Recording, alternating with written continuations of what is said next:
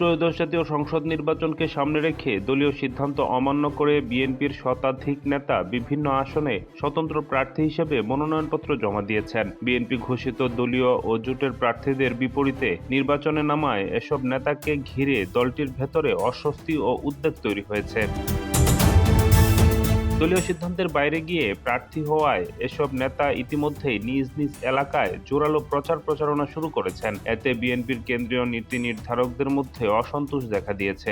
দলীয় সূত্র জানায়, সিদ্ধান্ত অমান্যকারীদের বিরুদ্ধে কঠোর সাংগঠনিক ব্যবস্থা নেওয়ার বিষয়ে অনড় অবস্থানে রয়েছে বিএনপি। এরই মধ্যে দলীয় সিদ্ধান্ত উপেক্ষা করে নির্বাচনে অংশ নেওয়ায় বিএনপির জাতীয় নির্বাহী কমিটির সহ আন্তর্জাতিক বিষয়ক সম্পাদক ব্যারিস্টার রুমিন ফারহানা সহ ৯ নেতাকে প্রাথমিক সদস্যপদ সহ দলের সব পর্যায়ের পদ থেকে বহিষ্কার করা হয়। গত মঙ্গলবার বিএনপির সিনিয়র যুগ্ম মহাসচিব রুহুল কবির রিজভীর স্বাক্ষরিত এক বিজ্ঞপ্তিতে এ তথ্য জানানো হয়।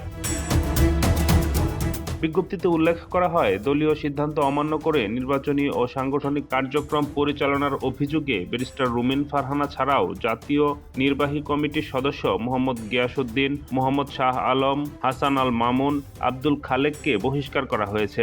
একই সঙ্গে বহিষ্কার হয়েছেন কেন্দ্রীয় ছাত্রদলের সাবেক সহসভাপতি তরুণ দে, ঢাকা মহানগর উত্তর বিএনপির সাবেক আহ্বায়ক সাইফুল আলম নীরব, সিলেট জেলা বিএনপির সহসভাপতি মামুনুর রশিদ চাকসু এবং ব্রাহ্মণবাড়িয়ার বাঞ্ছারামপুর উপজেলা বিএনপির সভাপতি কৃষিবিদ মেহেদী হাসান পলাশ।